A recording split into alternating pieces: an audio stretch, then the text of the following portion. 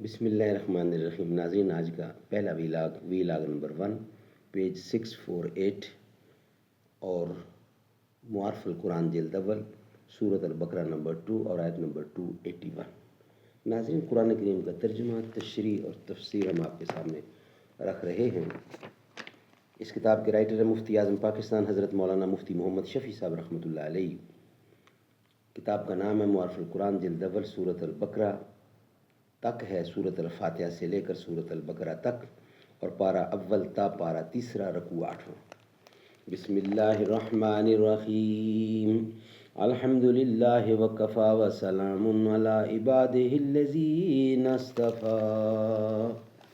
قال النبی صلی اللہ علیہ وسلم خیرکم من تعلم القرآن وعلمہ۔ بہترین لوگ وہ ہیں جو خود بھی قرآن پڑھیں، دوسروں کو پڑھائیں، سکھائیں اور لکھائیں۔ قافلہ لوٹا گیا صحرا میں اور منزل ہے دور، اس بیاباں یعنی بحر خشک کا ساحل ہے دور۔ ہم سفر میرے شکارے دشنہ رہزن ہوئے، بچ گئے جو ہو کے بے دل سوئے بیت اللہ پھرے۔ یہاں یہ بات بھی قابل ذکر ہے کہ آیت میں سود کھانے کا ذکر ہے اور مراد مطلقاً سود لینا اور اس کا استعمال کرنا ہے، خواہ کھانے میں استعمال کرے یا لباس میں یا مکان اور اس کے فرنیچر میں۔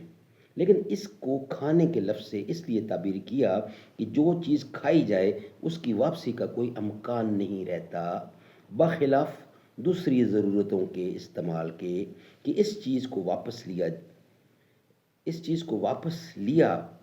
دیا جا سکتا ہے۔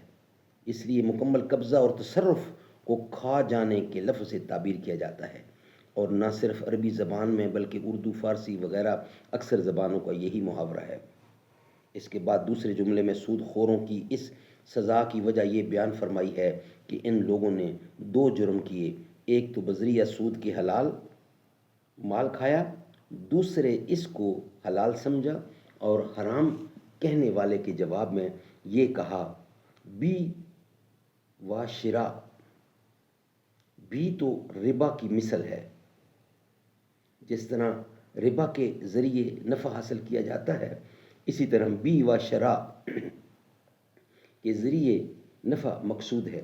اگر سود حرام ہے تو بھی حرام ہونی چاہیے، حالانکہ اس کے حرام ہونے کا کوئی قائل نہیں۔ اس جگہ بظاہر مقتضاء مقام یہ تھا کہ لوگ یوں کہتے کہ ربا بھی تو مثل بھی کے ہے، جب بھی حلال ہے تو ربا بھی حلال ہونا چاہیے، مگر انہوں نے طرز بیان بدل کر حرام کہنے والوں پر ایک قسم کا استہزاء کیا کہ تم ربا کو حرام کہتے ہو تو بھی کو بھی حرام کہو۔ ناظرین، یہ تھا ویلاگ نمبر 1۔ انشاءاللہ اس کا بقیہ حصہ ویلاگ نمبر 2 کی صورت میں آپ کے سامنے رکھیں گے۔ ویلاگ نمبر 1 ہمارا کمپلیٹ ہوا۔ رتبہ بلند و برتر صدیق عمر غنی کا، حسن و حسین زہرا پیارے علی ولی کا، تھا یقین اس کو صدیق کی ذات پر، ہاتھ حیدر کا صدیق کے ہاتھ پر، جس کو تاج امامت نبی نے دیا، خوش علی کیوں نہ ہو اس کی ہر بات پر۔ ہے خلافت بلا فصل صدیق کی، علی حیدر نے خود جس کی تصدیق کی، بیٹی حیدر کی فاروق اعظم کے گھر، وہ ہیں داماد علی کے، علی ہیں سسر، وہ ہیں داماد علی کے، علی ہیں سسر، بین حسنین کی زوجہ فاروق کی، اور زہرا کی بھی ہے وہ لخت جگر۔ رتبہ بلند و برتر صدیق عمر غنی کا، حسن و حسین زہرا پیارے علی ولی کا۔